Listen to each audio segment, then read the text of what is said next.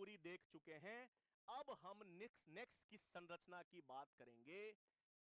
Next हम बात करने वाले पॉइंट सारे एनसीईआरटी में है, हर पॉइंट जो है वो हमने यहां पर देख लिया है। तो पादप कोशिका भित्ति के सारे लक्षण, पादपों की बात हमने कर ली, शैवाल की बात कर ली, और जिन जिन में कोशिका भित्ति होती है वो देख ली, जिन जिन में कोशिका भित्ति नहीं होती है वो भी हमने देख ली है। ठीक है बच्चों, इतना सबको क्लियर है भाई?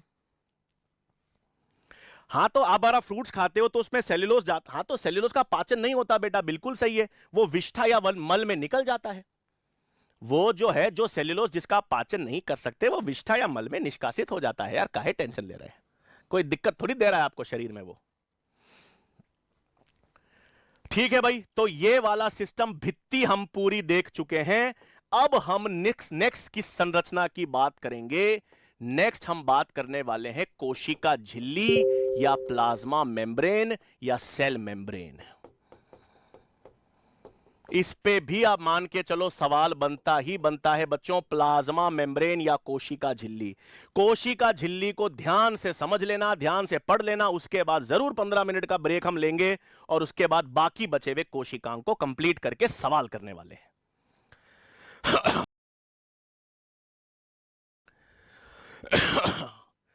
ठीक है बच्चों, इतना सबको क्लियर है भाई?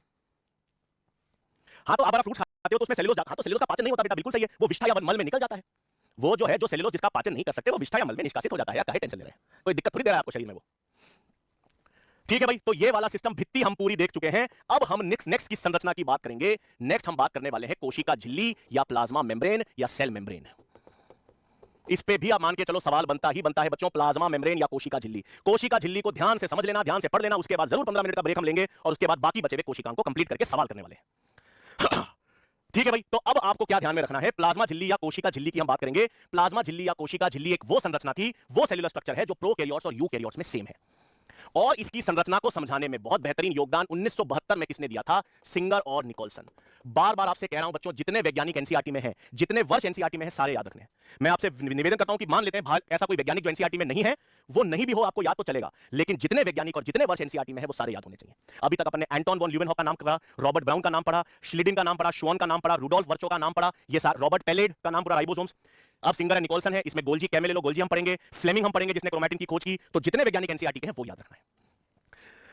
ठीक है, तो अब आपके पास ध्यान रखना है सिंगर एंड निकोलसन ने, और वो मॉडल ही कौन सा है? तरल मोज़ेक मॉडल या प्लाज्मा झिल्ली को समझाने वाला फ्लूइड मोज़ेक मॉडल है। अब पहली चीज आपको ध्यान में रखनी है, ये जो प्लाज्मा झिल्ली है ये केमिकली किससे बनी हुई है? प्लाज्मा मेम्ब्रेन या प्लाज्मा झिल्ली केमिकली किससे बनी हुई है? तो केमिकली इसमें वसा होता है, लिपिड, लिपिड के अलावा प्रोटीन है, प्रोटीन के अलावा कार्बोहाइड्रेट्स और शर्करा है। तो अगर सवाल आ जाए कि केमिकली रासायनिक रूप से ये प्लाज्मा झिल्ली किससे बनी हुई है, तो प्लाज्मा झिल्ली रासायनिक रूप से वसा, लिपिड, प्रोटीन और कार्बोहाइड्रेट से बनी हुई है। फिर एनसीईआरटी में एक पॉइंट और दे रखा है कि भाई आरबीसी में 52%, आरबीसी की प्लाज्मा मेम्ब्रेन में 52% प्रोटीन और 40% वसा है। आरबीसी की प्लाज्मा मेम्ब्रेन में 52% प्रोटीन, 40% लिपिड है। इसका मतलब हर प्लाज्मा झिल्ली में ऐसा ही होगा क्या सर? दुनिया की कोई भी प्लाज्मा झिल्ली में उठाऊं, जीवाणु की प्लाज्मा झिल्ली उठाऊं या न्यूरॉन की उठाऊं या मसल सेल की उठाऊं, किसी भी सेल की प्लाज्मा झिल्ली में यही प्रतिशत होगा? नहीं, यह भी एनसीईआरटी का पॉइंट है। हर कोशिका की झिल्ली में प्रोटीन और वसा का प्रतिशत अलग अलग होता है। हर सेल के अंदर प्रोटीन और लिपिड का परसेंटेज अलग अलग होगा। यह सिर्फ आरबीसी का उदाहरण दे रखा है। हर कोशिका में, हर सेल में प्रोटीन और लिपिड का प्रतिशत अलग अलग होता है, उनके कार्य, उनके फंक्शन के आधार पर अलग होगा। तो सर आरबीसी ही क्यों खास है? क्योंकि अगर आपको प्लाज्मा झिल्ली का अध्ययन करना है, सेल मेम्ब्रेन का स्ट्रक्चर स्टडी करना है, तो बेस्ट कोशिका सेल मेम्ब्रेन स्टडी करने के लिए कौन सी है? आरबीसी ही है। अब आप बोलोगे सर क्यों आरबीसी ही बेस्ट क्यों है? Why do you think RBC is the best cell to study plasma membrane? Why क्यों? क्योंकि इनके पास और क्या ही है? अरे आरबीसी में केंद्र, परिपक्व आरबीसी में केंद्रक है क्या? नहीं है, नहीं है। प्लाज्मा आरबीसी, परिपक्व आरबीसी में कोई कोशिकांग है क्या? नहीं है, सिर्फ हीमोग्लोबिन है। इसका मतलब हीमोग्लोबिन के अलावा केवल बाहर प्लाज्मा झिल्ली ही तो है यार। तो आसानी से प्लाज्मा झिल्ली का अध्ययन कर सकते हो ना। तो इसीलिए प्लाज्मा झिल्ली का अध्ययन करने के लिए, प्लाज्मा मेम्ब्रेन का स्ट्रक्चर स्टडी करने के लिए बेस्ट सेल आरबीसी है, क्योंकि और कोई झिल्ली उनके अंदर है ही नहीं। न्यूक्लियस भी नहीं है और कोई कोशिकांग, कोई ऑर्गेनेली भी नहीं है। बेटा 8% जो है ना वो पानी और कार्बोहाइड्रेट्स है। शर्करा आरबीसी पर ब्लड ग्रुप एंटीजन होते हैं बेटा, वो 8% में आते हैं। ठीक है भाई, क्लियर है बात? अब प्लाज्मा झिल्ली में वसा की बात करेंगे। तो प्लाज्मा झिल्ली में वसा, ये वसा की द्विपरत होती है। है कि नहीं भाई? प्लाज्मा झिल्ली के वसा या लिपिड की बात कर रहे हैं, तो प्लाज्मा झिल्ली के वसा जो है वो किस रूप में पाए जाते हैं? द्विलिपिड। किस रूप में है? वसा की द्विपरत है भाई, द्विपरत, जिसे हम कहते हैं बाइलेयर। तो क्या चीज याद रखनी है? हमने पहली बात चीज की, सबसे पहले हमने बात की जो प्लाज्मा झिल्ली है, ये प्लाज्मा मेम्ब्रेन जो है वो प्रोकैरियोट्स और यूकैरियोट्स में सेम है। आज प्रोकैरियोट और यूकैरियोट की प्लाज्मा झिल्ली लगभग सेम है, छोटा सा अंतर है हम देखेंगे कोलेस्ट्रॉल का, बाकी सेम है। फिर हमने कहा कि ये जो प्लाज्मा झिल्ली है, इस प्लाज्मा झिल्ली में लिपिड मिलेगा, प्रोटीन मिलेगा, कार्बोहाइड्रेट मिलेंगे। और हम सबसे पहले बात कर रहे हैं लिपिड की। तो प्लाज्मा झिल्ली के लिपिड में ऐसी दो परत, द्विपरत के रूप में प्लाज्मा झिल्ली के लिपिड होते हैं, द्विपरत या बाइलेयर के रूप में। अब इस बाइलिपिड में भी दो चीजें हैं। इसके अंदर एक तो ये ध्रुवीय सिरे होते हैं, ये सतह पर मिलेंगे बच्चों। ये जो है ये आपके पास ध्रुवीय सिरे हैं, ध्रुवीय सिरे जिसको हम कहते हैं पोलर हेड। ये भी सवाल आता है, और पोलर हेड हमेशा कहां होंगे? सतह पर। प्लाज्मा झिल्ली जो है, प्लाज्मा झिल्ली के जो वसा है, लिपिड है, वो बाइलिपिड लेयर है, द्विपरत के रूप में व्यवस्थित है, और उसमें ध्रुवीय सिरे जो है वो सतह पर मिलेंगे। और ये जो अध्रुवीय श्रृंखला है, नॉन पोलर टेल, पूंछ, ये आपको भीतर की ओर मिलेगी। ये बहुत इंपॉर्टेंट पॉइंट है, कथन पे सवाल आ सकता है बच्चों। कथन बोल सकते हैं कि ध्रुवीय सिरे सतह पर होंगे, अध्रुवीय पूंछ भीतर होगी, सही जवाब। लेकिन उल्टा सवाल आ जाए तो कथन गलत हो जाएगा। वो सवाल पूछे कि अध्रुवीय पूंछ सिरे पर होती है, ध्रुवीय सिरे भीतर की ओर, तो वो कथन गलत हो जाएगा। यही कथन पे सवाल आते हैं बच्चों, याद रखना। स्टेटमेंट के सवाल आते हैं, तो स्टेटमेंट में अगर आपने देखा होगा आजकल जो सवाल नीट में आते हैं वो स्टेटमेंट पे आते हैं, कितने स्टेटमेंट सही हैं, कितने स्टेटमेंट गलत हैं, और स्टेटमेंट एनसीईआरटी से लिए जाते हैं, तो उसी स्टेटमेंट की बात कर रहा हूं। तो आपके पास ध्रुवीय सिरे सतह पर मिलेंगे और अध्रुवीय, अध्रुवीय का मतलब है ये जल में घुलनशील नहीं है, ध्रुवीय सिरे का मतलब है जल यानी हाइड्रोफिलिक है। अब कौन कौन से लिपिड होते हैं प्लाज्मा मेम्ब्रेन में? लिपिड कौन कौन से हैं भाई? तो प्लाज्मा मेम्ब्रेन में सबसे ज्यादा मात्रा में जो लिपिड होते हैं वो फॉस्फोलिपिड्स, जिसका एक और नाम होता है फॉस्फोग्लिसराइड्स। ये पॉइंट भी एनसीईआरटी में है। कौन से लिपिड सबसे ज्यादा प्लाज्मा मेम्ब्रेन में पाए जाएंगे? तो प्लाज्मा झिल्ली में सबसे ज्यादा कौन से लिपिड होते हैं? फॉस्फोलिपिड्स या फॉस्फोग्लिसराइड्स। कौन से लिपिड प्लाज्मा झिल्ली में सबसे ज्यादा होंगे? फॉस्फोलिपिड्स। इसके अलावा कौन से होते हैं? ग्लाइकोलिपिड्स भी होते हैं और कोलेस्ट्रॉल भी होता है। एनसीईआरटी के डायग्राम में ऐसे छोटू सा एक कोलेस्ट्रॉल भी बना रखा है। एनसीईआरटी का डायग्राम आप देखोगे तो उसमें छोटू सा कोलेस्ट्रॉल है, लेकिन कोलेस्ट्रॉल केवल यूकैरियोटिक झिल्ली में मिलता है। यही हल्का सा अंतर मैंने कहा था ना, यही हल्का सा अंतर है। कोलेस्ट्रॉल केवल और केवल यूकैरियोट की मेम्ब्रेन में मिलता है, प्रोकैरियोट में नहीं मिलता। बाकी सेम संरचना है, सिर्फ छोटा सा अंतर है। कोलेस्ट्रॉल यूकैरियोट की मेम्ब्रेन में मिलेगा, प्रोकैरियोट में इसके स्थान पर होपेनॉइड्स होते हैं, बट वो छोड़ दो, वो है नहीं एनसीईआरटी में। बस इतना सा फर्क है, कोलेस्ट्रॉल केवल और केवल किसका लक्षण है? यूकैरियोटिक कोशिका का। और सबसे ज्यादा वसा, सबसे ज्यादा कौन सा वसा पाया जाएगा प्लाज्मा मेम्ब्रेन में? फॉस्फोलिपिड। हाँ, फॉस्फोलिपिड का उदाहरण लेसिथिन होता है। लेसिथिन की संरचना जैव अणु में दे रखी है, और लेसिथिन हमारे फेफड़ों में भी काम करता है, हमारे फेफड़ों को फैला के रखता है, सिकुड़ने से रोकता है। बिल्कुल सही, बहुत बढ़िया। फिर लिपिड के बाद क्या आते हैं बच्चों? प्रोटीन्स। प्लाज्मा झिल्ली में क्या आते हैं? प्रोटीन्स। अब प्लाज्मा झिल्ली में प्रोटीन्स दो प्रकार के होते हैं। प्लाज्मा झिल्ली के प्रोटीन्स दो प्रकार के होते हैं। कैसे हैं भाई? कैसे दो प्रकार के बनाएंगे सर? एक तो होते हैं परिधीय प्रोटीन्स, परिधीय प्रोटीन्स जिसको हम पेरिफेरल प्रोटीन्स कहते हैं या एक्सट्रिंसिक प्रोटीन्स कहते हैं, और दूसरे प्रोटीन्स होते हैं आंतरिक प्रोटीन्स। आंतरिक प्रोटीन्स को अपन इंट्रिंसिक या इंटीग्रल प्रोटीन्स कहते हैं। ध्यान से सुनना, एक और पॉइंट है जो आप मिस कर सकते हो। मिस क्या कर सकते हो कि प्लाज्मा झिल्ली में दो तरह के प्रोटीन्स तो हैं, एक परिधीय प्रोटीन्स है और एक आंतरिक प्रोटीन्स है। ऐसा लगता है कि एक बाहर होगा और एक अंदर होगा, लेकिन ऐसी बात नहीं है। यह प्रोटीन का वर्गीकरण किस आधार पर है? प्लाज्मा झिल्ली में इनको कितनी आसानी से निकाला जा सकता है। ऐसे प्रोटीन्स जो केवल सतह से जुड़े हुए हैं और सतह से चिपके हुए हैं या जुड़े हुए हैं और इनको आसानी से अपन झिल्ली से निकाल सकते हैं, उनको परिधीय या एक्सट्रिंसिक प्रोटीन्स कहते हैं। और जो प्रोटीन अंदर भीतर की ओर धसे हुए हैं, दबे हुए हैं, जिनको आसानी से निकाल नहीं सकते, जिनको आसानी से निकाल नहीं सकते, वो आंतरिक प्रोटीन्स हैं। तो इसका मतलब प्लाज्मा झिल्ली के जो प्रोटीन्स हैं उसको किस आधार पर वर्गीकृत किया है? ये प्लाज्मा झिल्ली में जो दो तरह के प्रोटीन्स हैं वो किस आधार पर हैं? पृथक्करण के आधार पर, एक्सट्रैक्शन के आधार पर। यह याद रखना भाई, किस आधार पर हमने प्रोटीन्स को वर्गीकृत किया है? पृथक्करण या एक्सट्रैक्शन। जो आसानी से निकाले जा सकें, सतह पर हैं, आसानी से निकाले जा सकें, परिधीय प्रोटीन्स, और भीतर धसे हुए हैं, डीपली इंबेडेड हैं, बेरीड हैं, पार्शियली और कंप्लीटली बेरीड हैं, वो आपके पास जिनको निकालने में मुश्किल हो, वो आंतरिक प्रोटीन्स हैं। ये पॉइंट एनसीईआरटी में है, on the ease of extraction. पृथक्करण के आधार पर दो तरह के हैं, ये पॉइंट है। तो लिपिड हमने देख लिया भाई, प्रोटीन हमने देख लिया। लिपिड के क्या क्या लक्षण देखे? लिपिड की द्विपरत है, सतह पर ध्रुवीय है, भीतर की ओर अध्रुवीय श्रृंखला है। सबसे ज्यादा लिपिड फॉस्फोलिपिड्स हैं, थोड़े ग्लाइकोलिपिड्स और कोलेस्ट्रॉल केवल यूकैरियोट्स में मिलेगा। और आपके पास फिर दो प्रकार के प्रोटीन्स हैं, किस आधार पर है? जिनको आसानी से निकाल सकते हैं, सतही प्रोटीन्स या परिधीय प्रोटीन्स हो गए। जो भीतर धसा हुआ है, निकालने में जो आसानी से नहीं निकाल सकते, आंतरिक प्रोटीन्स है।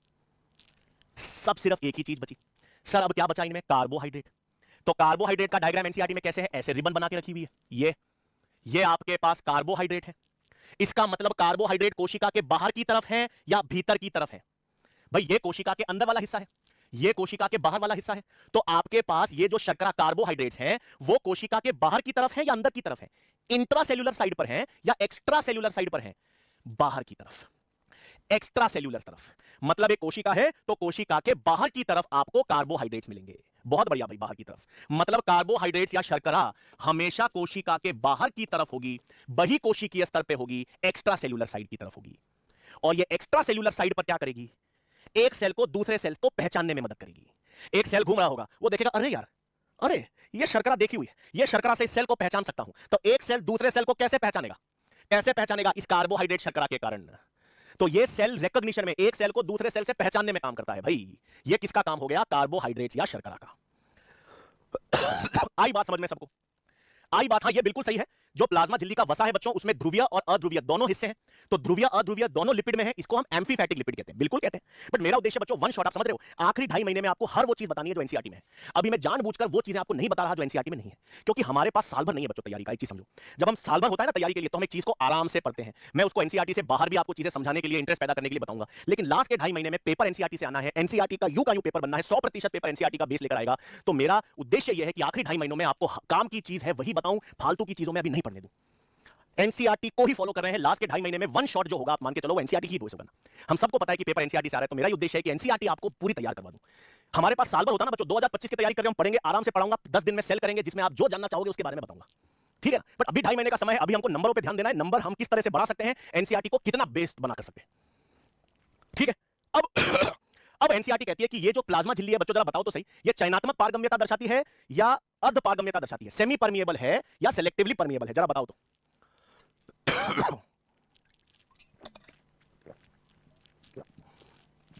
ये जो प्लाज्मा झिल्ली है अर्ध पारगम्य है या चयनात्मक पारगम्य है, सेलेक्टिवली परमिएबल है या सेमी परमिएबल है भाई। बहुत बढ़िया, चयनात्मक पारगम्य है, सेलेक्टिवली परमिएबल है, बिल्कुल सही जवाब। क्या बात है यार बच्चों, जबरदस्त। तो प्लाज्मा झिल्ली जो होती है वो हमारे पास सेलेक्टिवली परमिएबल होती है, या जिसे हम कहते हैं चयनात्मक पारगम्यता दर्शाती है। तो ये प्लाज्मा झिल्ली जो है वो चयनात्मक पारगम्यता दर्शाती है, सेलेक्टिवली परमिएबल है, कुछ पदार्थों को ही अंदर बाहर जाने देती है, सभी को नहीं जाने देती।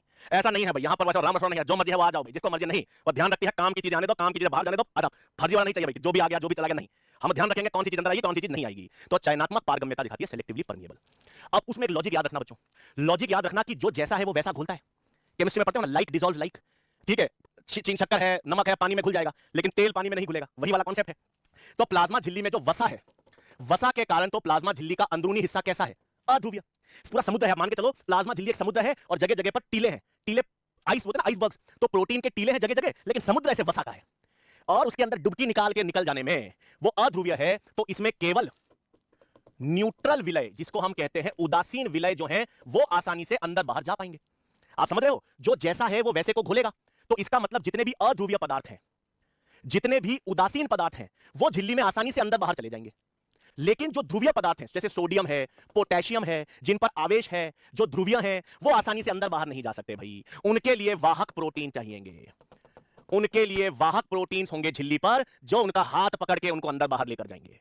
तो यही पॉइंट एनसीईआरटी का है, उदासीन न्यूट्रल सॉल्यूट्स, जिन पर आवेश नहीं है, जो उदासीन है, जो अध्रुवीय हैं, वो आसानी से प्लाज्मा झिल्ली में अंदर बाहर जा सकते हैं सांद्रता के अनुरूप। अगर यहां ज्यादा है, बाहर ज्यादा है, तो अपने आप अंदर चले जाएंगे, अंदर उनकी मात्रा ज्यादा है तो विसरण के द्वारा बाहर चले जाएंगे। लेकिन जो ध्रुवीय अणु है, सोडियम और पोटेशियम हो गए, जिन पर आवेश है, जो ध्रुवीय हैं, जो जल में घुलते हैं, जैसे पेप्टाइड, प्रोटीन, हार्मोन्स भी हैं, उनको झिल्ली के आर पार जाने के लिए क्या चाहिए, वाहक प्रोटीन्स चाहिए। आ गई बात सबको समझ में भाई। प्लाज्मा झिल्ली का लक्षण सबको क्लियर है कि नहीं, इतना बता दो एक बार। प्रोकैरियोटिक कोशिका पूरी हमने देख ली है, यूकैरियोटिक कोशिका चालू कर दी है, भित्ति देख ली है, झिल्ली देख दी है, कोशिकांग बाकी है। बताओ भाई, इतना सबको एक बार कमेंट करके यार, कमेंट अब कंजूसी ना करो यार, थोड़ा हमको बता दो कहीं से समझ आ रहा है, क्लियर हो रहा है। एनसीईआरटी लाइन बाय लाइन तैयार हो रही है, जो भी पॉइंट एनसीईआरटी के हैं। अभिलाषा जी कहां हम इग्नोर करके कहां जाएंगे, सोचिए ना बेटा आप। अब हम कमेंट तो अभी देखेंगे, जब हम पढ़ा रहे हैं तो कमेंट पे ध्यान नहीं जा रहा था बेटा, अब हम देख रहे हैं आपका कमेंट, पूछ भी रहे हैं आपसे, और इतना तेजी से कुछ जाता है कभी कभार नहीं देख पाते यार। आपको इग्नोर करके कहां जाएंगे, सोचो ना यार, आप ही के कारण तो हम हैं यार, है ना भाई। तो अब एक काम करते हैं, 7:22 हुए हैं, ठीक है, 15 मिनट का एक ब्रेक हम ले सकते हैं, उसके बाद बाकी कोशिकांग जो है हम काम करेंगे। काम करते हैं, 7:22 हुए हैं ना, तो हम ऐसा 7:40 पर, मतलब अब मैं आप लोगों को यहां पर ब्रेक दे रहा हूं, लेकिन अब जब हम क्लास कब स्टार्ट करेंगे वो हम चालू करते हैं 7:40 पर, ठीक है कि नहीं है। तो अब हम आपको बिल्कुल 18 मिनट देख रहे हैं, बिल्कुल फ्रेश फ्रेश होकर आ जाइए, खाना वाना खाना है बिल्कुल खा लीजिए। तो आपको अब हम ब्रेक दे रहे हैं, अगली जब हम क्लास अब चालू करेंगे वो कितनी बजे चालू करेंगे, 7:40 पर अब हम क्लास चालू करने वाले। ठीक है बच्चों, तो अभी 7:40 पर 7:22 हुए हैं, 18 मिनट है, 18 मिनट बाद 7:40 पर आप लोग वापस जुड़ जाइएगा भाई।